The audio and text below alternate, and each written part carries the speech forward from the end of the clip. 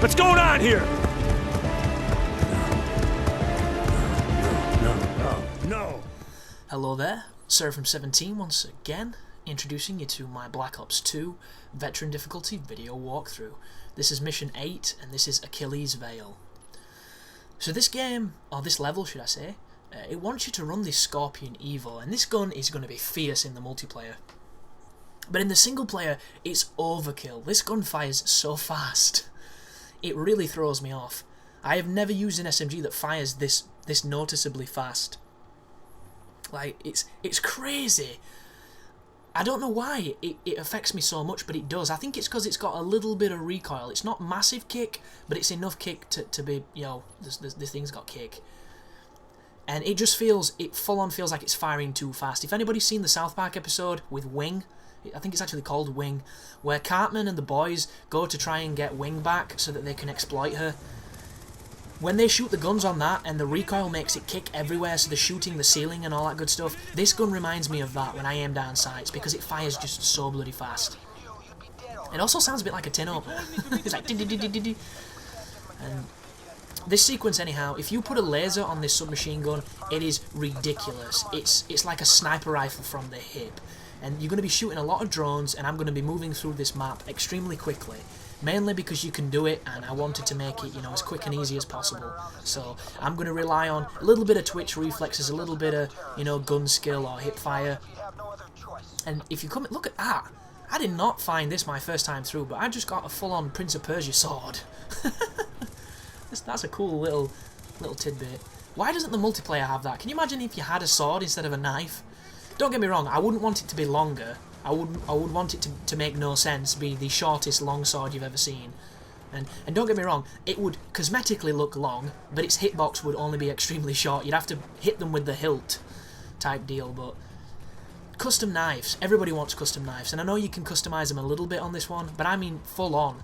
I want like a Yoshi the Dinosaur blade. That's what I'm talking about. But this sequence is not too bad as long as you're good at this kind of thing. What this is exploiting the fact that, you know, flashbangs will stun AI, and there's a lot of cheeky corners and a lot of cheeky bits of cover to hide behind. And my secondary, as per normal, is a weapon that can shoot through walls because I'm using the millimeter scope. It's pretty much utilising everything we've learnt so far and getting shit done quickly. Look at that! Look at this gun! This multiplayer might kill me if people use hipfire a lot, because it's so accurate. It shouldn't be this accurate, boys. It really shouldn't. It's called hipfire for a reason. The only person that hits anybody from hipfire is Arnie. We all know this. Be careful coming up on this spot. At any moment you can die if you get unlucky, because there's a lot of dudes, they're very close, and you never know if they're around the next corner unless you use the scope. So you'll notice there's a dude there. That wall's a little bit too thick to smash him. Oh, this hipfire, so dangerous. Oh, bad guy. Look at that. I would have been so dead on every other Call of Duty right then. But the FAL looks really nice when it's got the Picatinny rail on top. Looks super nice. But you know, one thing I would really like is for Treyarch to realise how important progression is. Because don't get me wrong, at this moment in time, I think we take progression for granted. The Call of Duty franchise came up with it, essentially. It took, well, I say came up with it. It came up with it in a first-person shooter context, because RPGs have been doing something similar for a very long time. You just put it into this formula, which made it the carrot on the stick. It made it extremely addictive. But they don't do it enough. And it's really frustrating, because the ability to level up, the ability to unlock things, progress, and you know, the whole, as I've mentioned, carrot on the stick elements is what makes the multiplayer so good. Not only is it a good game that feels good to play, but you've got this whole meta system on top of it which makes it even better. Why doesn't every other mode have this? Why can't you level up and progress in zombies? Why don't all the fancy medals that pop up in the multiplayer and all the fancy experience points that pop up and the kill streaks, why aren't all those in zombies? To give us something to work towards. For the people that don't like the multiplayer, give them prestiging in zombies so that you can prove that you're the ultimate zombie slayer. Like, the stuff that comes on the screen is that's the tweak. That's like the fucking smack spoon for the heroin addict. That's what they like. They see it, it makes them feel good. because, you know, they know good things are following, unless it destroys your family, your home, and yourself financially and biologically. But that's what we like. That's where the endorphin rush comes from. And just imagine it in everything. Imagine it in the campaign. Look at Halo 3. Halo 3 had the medals from multiplayer, so when you shot things, you got the little kill things up in the side. The only thing that would have been better on Halo 3 would have been if that guy spoke when you killed things. Because one of the coolest things about the Halo multiplayer was literally, you know, Kilimanjaro, Morgan Freeman, all those stupid things he used to say when you killed things. If that was in campaign, it would have been glorious. But it wasn't, and, you know, I'm not a games designer, so unfortunately people don't see it the same way. Oh, by the way, this step that I'm at, if you lay down, it can be difficult to do because you get prone blocked. This is a really good spot for staying safe.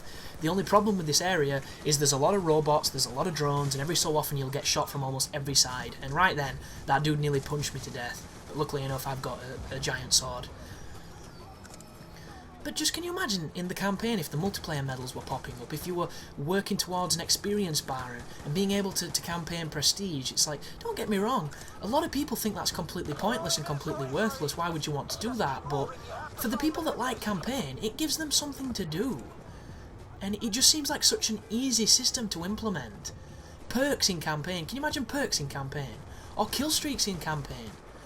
They'd have to make it so that, you know, killing enemies in campaign cost less score, so it took you longer to build them up. But can you imagine getting a VTOL on a campaign mission? Or a lodestar, or anything like a hunter-killer? Just being able to throw out some hunter-killers. It's something you already have designed, built, and in the game. Just have it accessible for other game modes. You would increase the longevity of your game exponentially, but nobody does this. I don't get it. I really don't. To me, it sounds like the next progression. It sounds like the easiest thing possible to give your game additional length. And I don't know why they don't do it, folks. I really don't. And it's true with a lot of games. There are games that come out and they do things that make absolutely no sense. If anybody played Kane and Lynch 2, it wasn't the best game, but I loved it. And it had an arcade mode where you and I think 7 bots had to rob a bank. And in this scenario, when you did it, you went to the start and everything got harder. And you could keep doing it until you died. You had 3 lives, and you could just keep on recycling and doing these waves in this bank robbery.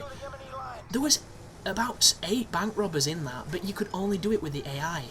Can you imagine being able to do that with 7 friends?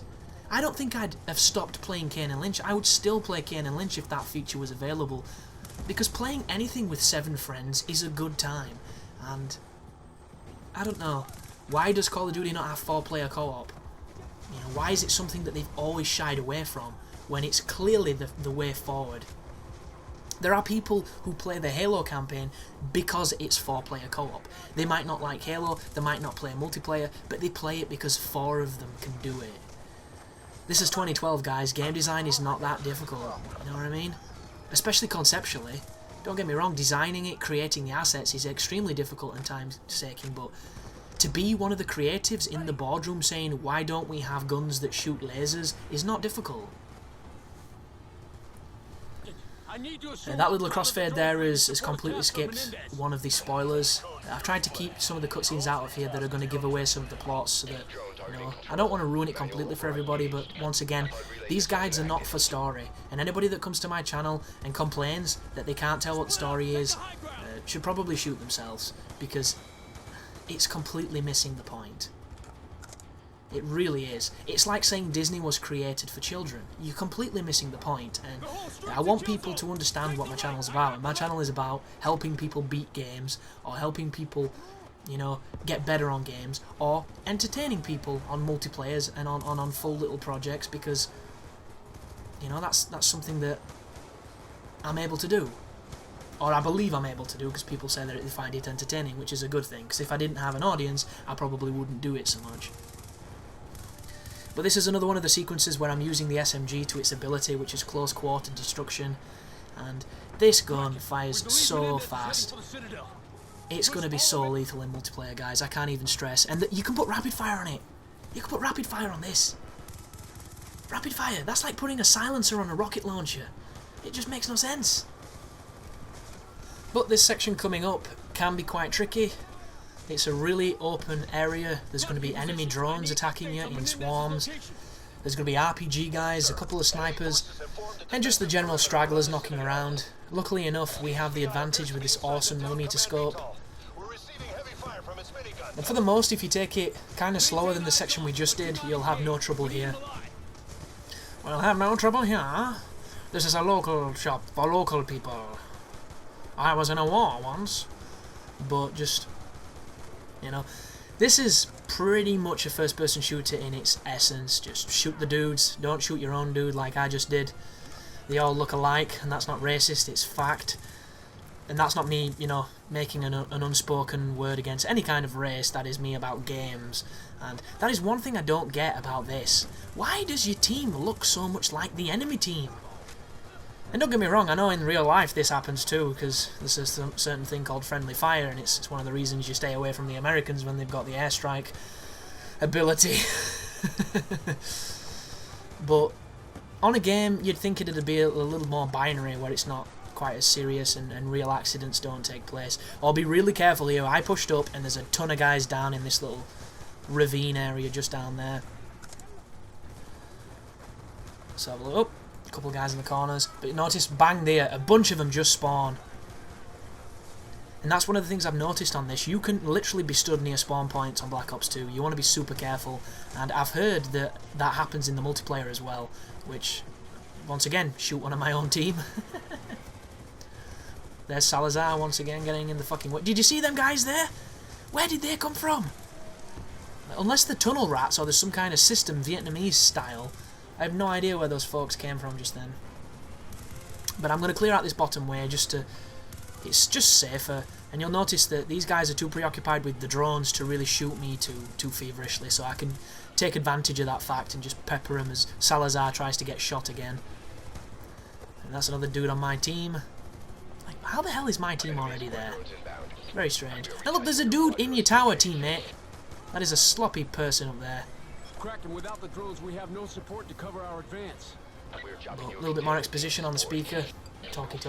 There's a refill on the guns I'm using. There's a refill on your ammo in general. I love how much ammo you can carry in this campaign. It's one of the things that I've always preferred about Call of Duty. Your guns work and you carry tons of ammo for them. And that is my knock with a lot of games out there today. Like, even Crysis 2 had bullet sponges for enemies. It wasn't quite Killzone 2 and Killzone 3, but... like, who wants to shoot a single enemy for that long? Actually, let's have a little consensus on this video. Would you rather shoot more guys but they go down quicker, or shoot less guys but they take more damage? Please speak up in the comments to see what we prefer, because I know what I prefer, and I hope you're with me, because... well, at the same time, there's going to be somebody that likes a bit of both and, you know, someone who prefers the other one, because it's just how tastes work. But the only thing that should take a hammering, in my opinion, is heavy armour or boss. Because, you know, that's the rules. That used to be the rules. But I have noticed as well on Medal of Honor Warfighter, which a lot of people have been asking me to cover, which is probably going to feel great after playing this. They've done the hardcore thing, which is really gay. But apparently you can dashboard when you die, which might make that worth doing, because I played a game called Fear. Listen to me, I played this game called Fear, you might not know it. No, it's a pretty old game, and there is an achievement on that for beating the campaign without dying, and when you died, you could dashboard for that too, and it wasn't too bad. It's just, I don't know how hard Medal of Honor is going to be, because if it's as hard as Medal of Honor, the original one, then it's going to be an absolute joke, because that was one of the easiest campaigns I've ever played. It was one of the worst as well. I thought that game was terrible. And I was actually optimistic for it, because my dad played it before I did, and he said it was okay. And, you know, my dad's I wouldn't say a casual gamer, but he doesn't do it that frequently, and when he does, he kind of goes gung-ho. And he's played a lot of first-person shooters, he just must have enjoyed it more than I did, because I found it dire, to say the least. But we're coming up towards the end of the mission, guys, for anybody that's been frustrated with this one. Your team run up to the left, Just be careful, because there are bad guys here, and there are quite a few of them. But once you clean out this little enclave of dudes here, you are free to then run to the plane where Menedez is. Or Menendez, sorry. I keep wanting to say Melendez because of Gilbert Melendez. God damn it. And oh, if there's any MMA fans in the house, Jesus Christ, Rich Franklin Kung Lee. I did not see that coming at all. I don't think I've ever seen Franklin go down that hard in my life, and he's took some pretty difficult losses, especially against Anderson when he got him in the Thai plum. But wow, just wow. Kung's got some serious power, man. He's not just an action fancy pants straight to DVD guy. But that's the end of the mission, folks. Thanks for watching, and as always, you take care now.